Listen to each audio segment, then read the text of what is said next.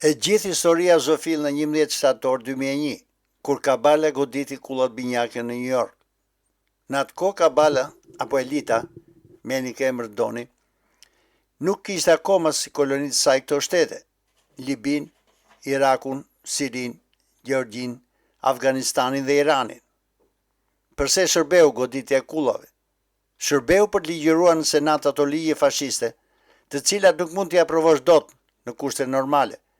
Po kur kemi parasysh terroristët islamik, të cilët filluan të minojnë demokracinë amerikane dhe ato perëndimore, ju kujtohet besoj sulmet në Francë dhe në Belgjik. Atëherë çdo sulm amerikan për botë dhe veçanërisht në lindjen e mesme është i justifikuar, të paktën zyrtarisht. Sot nuk do të merrem me këto mashtrime spektakolare amerikane dhe as me ngjarjet e këtyre 25 vjetëve të fundit, ku elita i mori një nga një që gjithë shtetet që përmenda më sipër, duke mbetur vetëm Persia apo Irani sotëm. Por përse është kaq i rëndësishëm Irani? 30% e sasisë botërore të naftës kalon në territorin e Iranit.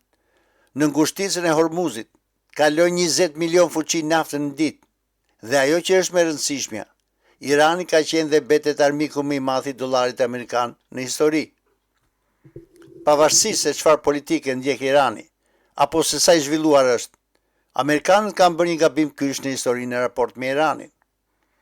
Në 16 janar 1979, Shahu Mohammad Reza Pahlavi largohet nga Irani me amerikanët duke qëndruar indiferent. Protestat kishin përfshirë gjithë Iranin dhe administrata e Jimmy Carterit filloi të distancojë gradualisht, duke i kërkuar Shahut reforma dhe shmangje të dhunës. Më 1 shkurt 1979, Ruhollah Khomeini kthehet nga mërgimi, pikërisht nga Parisi, dhe merr kontrollin politik. Në prill të 1979-s shpallet Republika Islamike, por në të njëjtën kohë ka ngjarë skandali Iran Kondra, ku amerikanët u kapën me presh në duar, duke tregtuar armë në këmbim të drogës të ardhur nga Contras e Nicaraguas. Iranianët kapën dhe 52 pengje të ambasadës amerikane. Iranianëve u kërkuan nga administrata e re që po vinte në pushtet, me në krye Ronald Reagan, që pengjet mos lëshoheshin derisa Ronaldi të vinte në pushtet. Më 20 janar, Ronald Reagan betohej si president dhe iranianët lëshuan pengjet që administrata e re të fitonte pikë. Ky gabim që amerikanët bën me Pahlavin do t'i kushtonte mjaft shtrenjtë. Islami është i quajtur radikal, mori Iranin dhe udhëhoqi këtë shtet deri në ditët tona. Në këtë moment duhen sqaruar disa gjëra.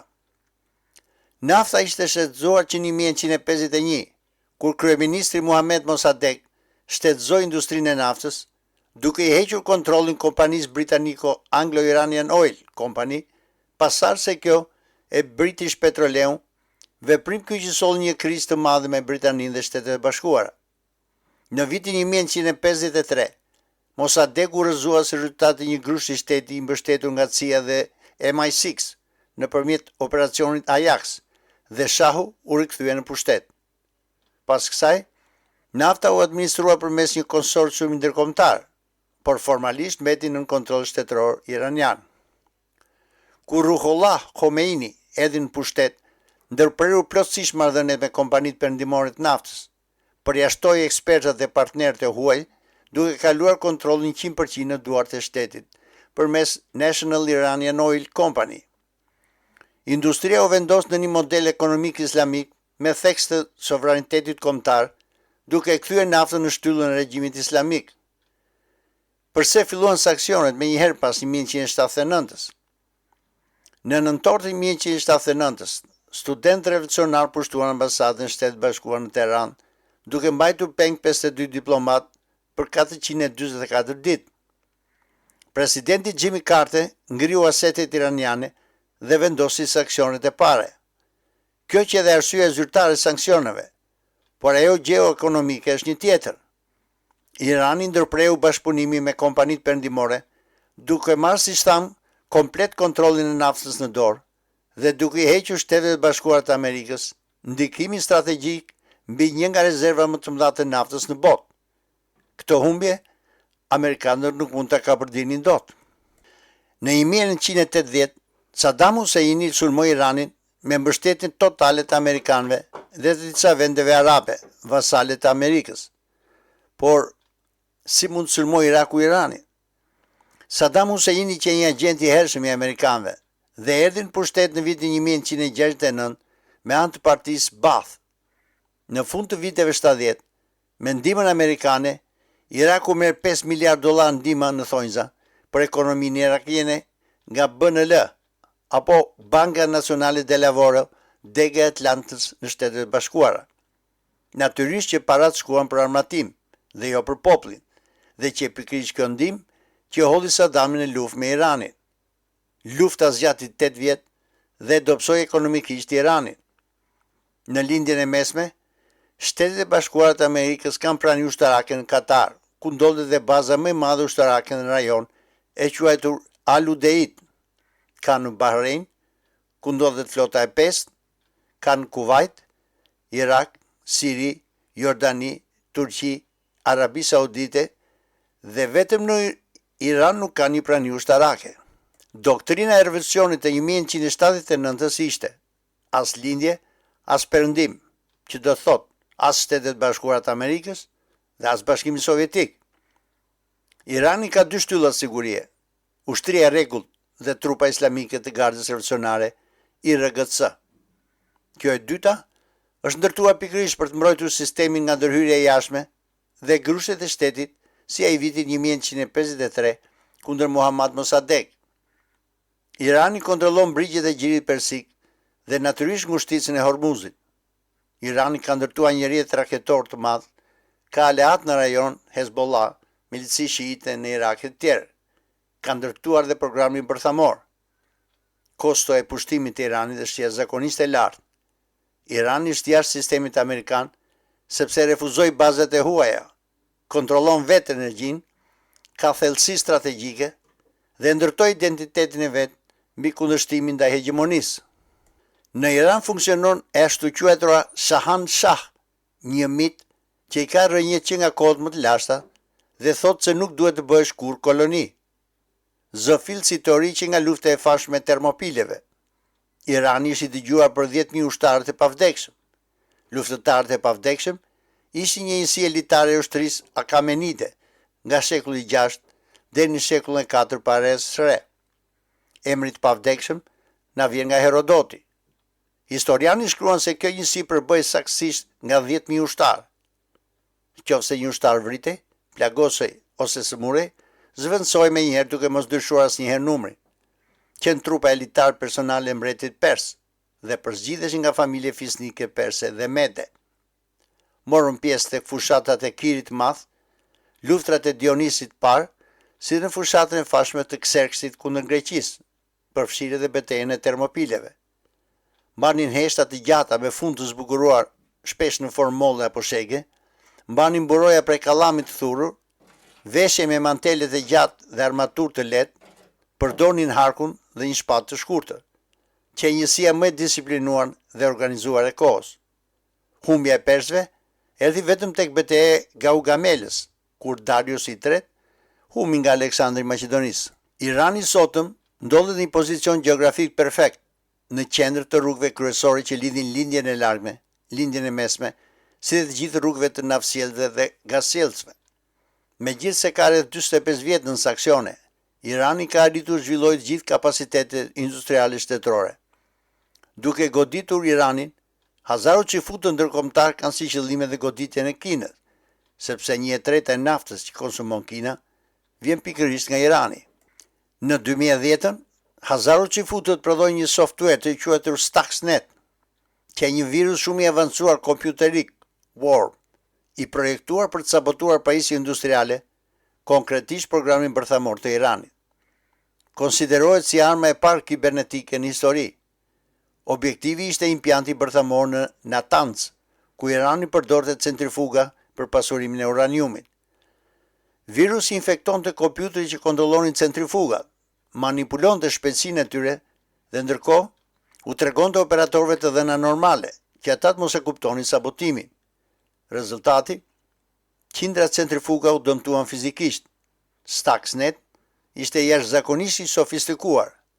shfrytëzonte 4 Zero Day Exploit, dobësi këto të panjohura më parë në Windows. Sulmonte sistemet industriale Siemens PLC. Ishte projektuar të aktivizoj vetëm nëse gjente konfigurimi specifik të centrifugave iraniane dhe përhape edhe përmes USB-s, sepse rrjeti Natanz ishte izoluar nga interneti. Operacioni dyshohet të ketë qenë pjesë një programi sekret të quajtur Operation Olympic Games gjatë presidentës Barack Obamës dhe nisur më herët nga George W. Bush. Ishte hera e parë që një virus shkaktoi dëme fizike reale në infrastrukturë, duke hapur epokën e luftës kibernetike moderne. Ky virus tregoi se sabotimi nuk bëhet vetëm me bomba, por edhe me kod. Pas Stuxnet, shumë shtete filluan të zhvillojnë njësi të specializuar për cyber warfare, luftë kibernetike. Por si u zbulua Stuxnet? Zbulimi Stuxnet ishte pothuajse aksidental dhe filloi jashtë Iranit. Virusi ishte projektuar të qëndronte i fshet brenda impiantit në Natanz, por si gjithmonë, kush i bën gropën shokut bie vetë brenda. Një version i virusit doli nga rrjeti izoluar, duke u përhapur përmes USB-s dhe rrjeteve lokale. Si fillim u përhap në kompjuterat civil në Iran dhe më pas jashtë vendit. Ky që dhe gabimi fatal. Virusi nuk ishte menduar të përhapej globalisht. Në qershor 2010-s, një kompani antivirus në Bielorusi e quajtur virus Blok Ada zbuloi një malware të pazakontë në sistemet e një klienti iranian.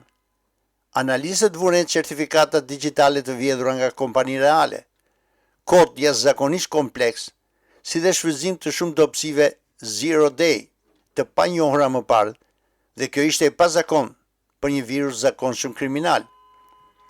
Pas alarmit fillestar, kompanitë si Symantec dhe Kaspersky filluan analizën dhe u zbulua se virusi synonte pajisje industriale Siemens PLC dhe se objekti i vërtet ishin centrifugat për pasurimin e uraniumit. Në ato moment u kuptua se ky nuk ishte krim kibernetik, por ishte sabotim shtetëror. Fillimisht askush nuk e dinte autorin, por në 2012, hetime të media si dhe të New York Times zbuluan se operacioni ishte pjesë një programi sekret amerikano-izraeli. Stuxnet u zbulua jo sepse ishte i dobët, por sepse ishte tepër i sofistikuar për të kaluar pa vënë re, pasi doli jashtë objektivit të tij. Nga ana tjetër, nga fundi 2011-s deri në 2013, një grup hakrash në lidhje me qeverinë iraniane, sipas FBI-s dhe Departamentit Drejtësisë Shteteve Bashkuara, kreu një seri sulmesh të tilla kundrejt 46 institucione financiare amerikane, ndërta që edhe Bank of America dhe JP Morgan Chase, Nasdaq dhe të tjerë. Lloji i sulmit që një metodë ku serverët e bankëve zbrazeshin me trafik fals, duke i bërë faqe të pafta për t'u aksesuar nga klientët normal. Këto sulme ndaluan përdoruesit të hynin në shërbimet online dhe kushtuan miliona dollarë përpjekje për t'i zgjidhur. Këto sulme organizuan nga Korpusi i Gardës Revolucionare Islamike dhe ndodhen pothuajse javë pas jave për rreth 176 ditë. Një prej hakerëve akuzoi edhe për hyrje të paautorizuar në një sistem kontrolli të një dige afër New Yorkut, që nuk shkaktoi dëme fizike, por tronditi sigurinë kombëtare. Ajo që e bën të fortë Iranin është pikërisht ngushtrica e Hormuzit, bllokimi i qarkullimit të cilën do ta bënte krizën e 2008-s të duket si një lojë me kukulla. Kina, nga pikpamja energjetike, ka një problem të rrezikshëm dhe amerikanët e dinë shumë mirë këtë. Kjo pikë e dobët e Kinës vjen pikërisht nga Irani. Është Irani që siguron Kinës me rrugë toksore energjinë e dur, sepse rrugët detare janë në kontroll amerikan. Irani ka një traditë mijëvjeçare dhe pret ardhjen e imamit të fshehur që quhet Mahdi. Mahdi është një figurë mesia në eskatologjinë islame, një shpëtimtar që pritet të shfaqet në fund të kohës për të vendosur drejtësi dhe paqe në tokë. Në Islamin shiit me 12 imam, Mahdi është imami 12, Muhammad al-Mahdi, i cili konsiderohet i fundit nga pasardhësit e profetit Muhammed. Sipas besimit shiit, ai ka lindur rreth 1200 vjet më parë, por është futur në Ghaiba, që është një fshehje apo okultim. Pra është gjallë, por i fshehur nga sytë e njerëzve dhe do të rikthehet në kohën e fundit të botës për të sjellë drejtësi të plot dhe të mund keqbërësit. Që të kuptojmë se përse u godit Irani, duhet i hedhim një sy geopolitikës. A keni dëgjuar për ashtu quajturën INSTC, që do të thonë International North-South Transport Corridor? Çfarë bën ky korridor? Anashkalon kanalin Suezit, që do të thotë se në vend që mallat rus të kalojnë nga portet e Balltikut, poshtë Atlantikut, në mesdhe, kanali Suezit dhe pastaj në Oqeanin Indian, ky korridor krijon një rrugë më të shkurtër toksore plus detare. Mallrat nisen nga San Petersburgu ose zonat tjera ruse, kalojnë me tren Oseanie drejt detit Kaspik dhe hynë në territorin iraniak, duke u transportuar me hekurudh iraniane drejt jugut për në portin Bandar Abbas ose Shabahar, dhe nga aty kalojnë me anije drejt Mumbait në Indi. Për vetë Rusin, ky korridor shumë i rëndësishëm, sepse shkurton kohën e transportit me rreth 30-40%, ul kostot e transportit, redukton varësinë nga rrugët detare të kontrolluar nga fuqitë perëndimore dhe i jep Rusisë dalje alternative tregtare, sidomos pas sanktsioneve. Pra, korridori INSTC nuk është thjesht projekt ekonomik, është një bosh strategjik Rusi-Irani-Indi. Por historia nuk mbaron këtu. BRICS besoj se dini çfarë përfaqëson. Brazili, Rusia, India, Kina, Afrika e Jugut, si dhe antari i ri Irani. Korridori INSTC forcon tregtinë mes antarëve, përdorin monedha lokale, ulin varësinë nga dollari dhe krijon një arkitekturë financiare alternative.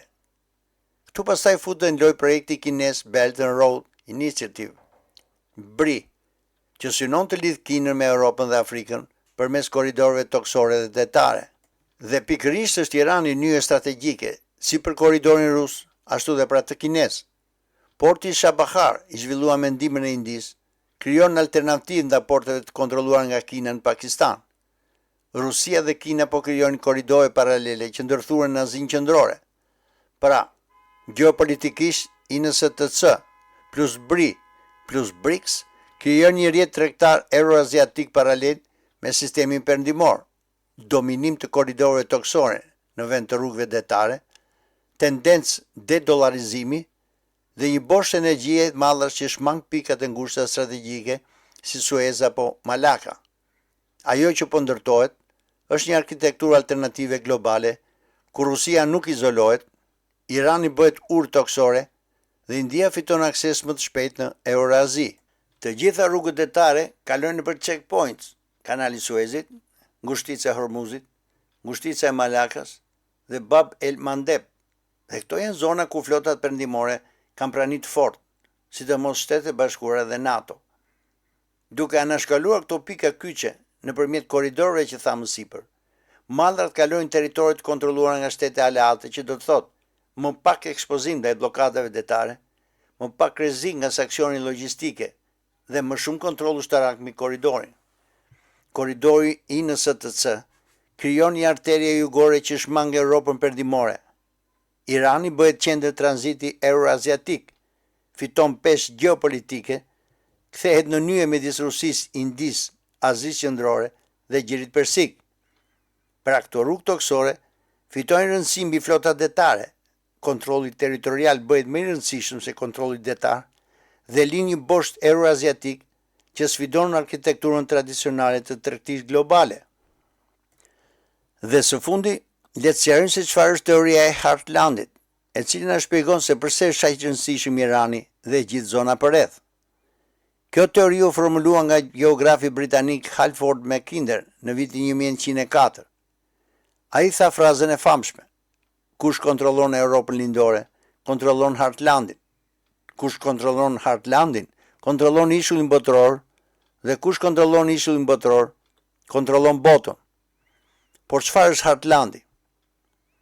Sipas Mackinderit, Heartlandi është zona qendrore e Eurazisë, Rusia dhe Azia Qendrore, një territor ky i gjerë toksor i vështirë për të pushtuar nga flota detare dhe mjaft i pasur me burime natyrore.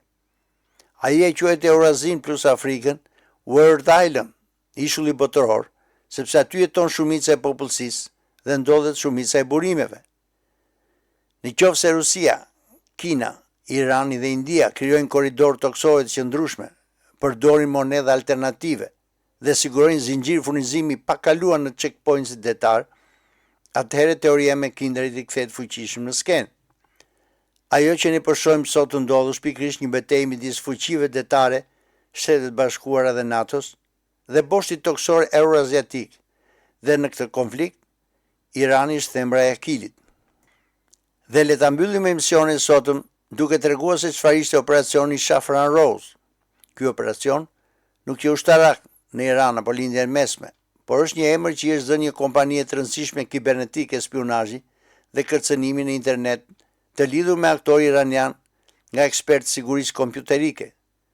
Ky operacion kibernetik është zhvilluar kryesisht nga një grup hakerësh iranian, I njohur ndryshe si Flying Kitten, Ajax Security Team apo Group 26. U krye një sër sulmesh sofistikuara kibernetike dhe spionazhi kundër objektive të caktuara, përfshirë kompani të bazës së industrisë mbrojtëse të Shtetet e Bashkuara dhe përdorues iranian të teknologjikë për tejkalimin e censurës. Këto sulme përfshin spear phishing, shpërndarje të viruseve për të vjedhur kredenciale dhe akses në rrjetet të brendshme, si dhe përdorimin e mjeteve të sofistikuara për të mbledhur informacion kibernetik dhe të korpuset të dhëna. Ky operacion përfaqëson një fazë të avancuar të kibernetikës së Iranit si aktor gjeopolitik, ku informacioni dhe penetrimi janë përdorur si jetë strategjike kundër kundërshtarëve të mundshëm. Operacioni Saffron Rose ishte një firmë e gjerë kibernetike e lidhur me Iranin që përfshinte përdorimin e mjeteve sofistikuara të hakerimit për spionazh, vjedhje të dhënave dhe penetrim të sistemeve kompjuterike në sektor strategjik. Këto të dhëna desha ndaja me ju sot tek emisioni I parë mbi Iranin dhe që të hedhim sadopak dritë se përse kabala ndërhyn ushtarakisht në një vend sovran. Deri tek emisioni I radhës, regjistroni dhe mirupafshim.